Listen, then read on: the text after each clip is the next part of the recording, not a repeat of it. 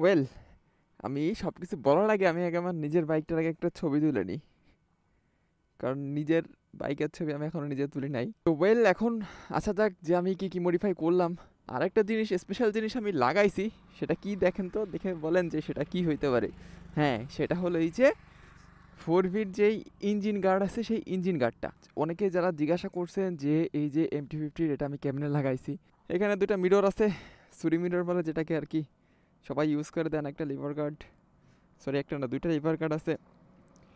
দেন পিছনে পিছনে লাগাইছি আমি একটা সিএনসি নাম্বার হোল্ডার না কি যেন একটা বলে। এটা প্রাইস কিন্তু একটু বেশি, বুঝছেন। 1200 টাকা নিছে আমার, 1100 টাকা না 1200 টাকা নিছে এটা। আর এটা সেট আপ করা একদম ইজি, জাস্ট দুইটা লাগে। আমাদের এখানে দুইটা ফাঁকা আছে কিন্তু।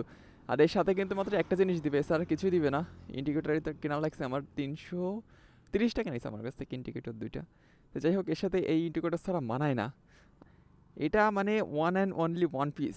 আমার যে মডিফিকেশন, এটা বাংলাদেশের মধ্যে ওয়ানলি ওয়ান পিস। এছাড়া আর কোথাও পাবেন না এটা বাংলাদেশে, আমি আশা করতেছি পাবেন না। এটা লাগানো একটু টাফ আছে, কারিগুলা যেয়ে নিক, আমি দেখা দিচ্ছি তারপরে কি কেমনি কী করছি। তো এখন 4V জিনিসটা দেখাই যে এই 4Vর যে ইঞ্জিন গার্ড আছে এটা কীভাবে লাগাবেন। আসলে 4Vর ইঞ্জিন গার্ডটা কিন্তু এমনি এমনি লাগবে না, একটু কাটঝাট করা লাগবে।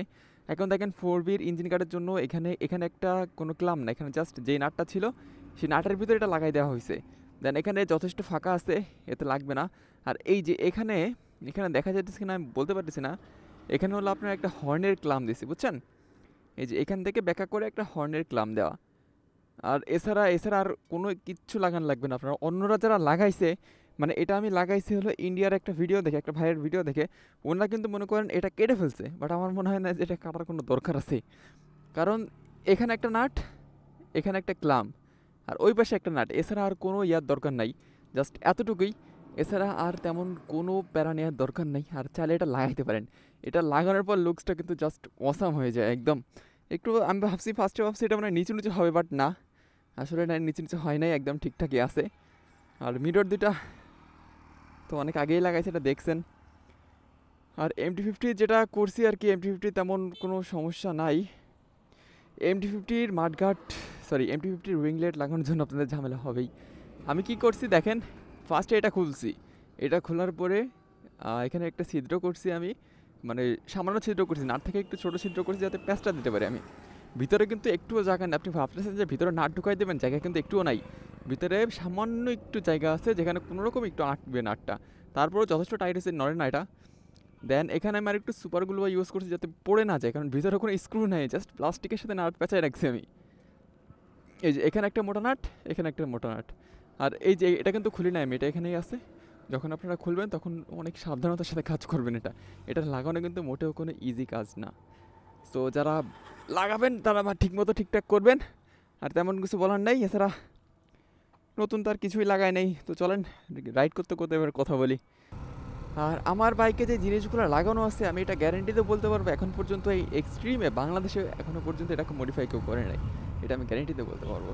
মানে এই মডিফাইটা এতটাই প্যারার যে আপনার ধারণার বাহিরে যে কতটা প্যারা খাইতে হয়েছে আমার। তো এখন আমি বলতেছি যে আমি কি কি লাগাইছি। এখানে আমি লাগাইছি হলো একটা 4Vর মাঠঘাট লাগাইছি, মানে RTR 4Vর মাঠঘাট। আর লাগাইছি হলো MT-50 যে উইংলেট আছে সামনের, সেই উইংলেটটা লাগাইছি আমি MT-50-র। আর পিছনে হলো সিএনসির একটা কি বলে নাম্বার প্লেট হোল্ডার, হ্যাঁ নাম্বার প্লেট হোল্ডার সিএনসির। ওটার দামটা একটু বেশি নিচ্ছে, ওটা 1200 টাকা নিচ্ছে না 1100 টাকা নিচ্ছে আমার কাছ থেকে। প্লাস সাথে কিন্তু কোনো ইন্ডিকেটর দেয় না, ইন্ডিকেটর আমার আলাদাভাবে 330 টাকাতে কেনা লাগছে। আপনাদের একটু বেশি নিতে পারে, কারণ আমার এক পরিচিত ভাই ছিল, তার জন্য একটু কম এনেছে। চিনি অন্য অন্য দোকানে গেছিলাম, অন্য দোকানে একটু বেশি চাইছিল। সো এটা কোনো বিষয় না, আপনার আমার থেকে কমিয়ে নিতে পারেন, আবার আমার থেকে একটু বেশিও হইতে পারে। তবে সমস্যা নেই, কিন্তু 400 টাকার উপরে দিয়েন না। ওয়েল, এই জিনিসগুলা, এই তিনটা জিনিস লাগাইছি, বাট তিনটা জিনিসের ভিতরেই অনেক প্যারা ভাই, প্রচুর প্যারা। 4Vর যেই ইঞ্জিন গার্ডটা লাগাইছি আমি, সেখানে স্পেশালি একটা ক্লাম দেওয়া লাগছে, এছাড়া তেমন কিছু লাগে নাই। তবে অন্য যারা মানে ইন্ডিয়ান যে ভাই ব্রাদাররা লাগাইছে, ওনারা কিন্তু মনে করেন উপরেটা কেটে ফেলছে। কারণ তাদেরটা নাকি মানে ইঞ্জিনে লেগে যাচ্ছিলো, মানে ইঞ্জিনে হোস পাইপে লেগে যাচ্ছিলো। যার জন্য তারা করছে, সরি হোস পাইপ বলকে ব্যান্ড পাইপে লেগে যেতেছিল,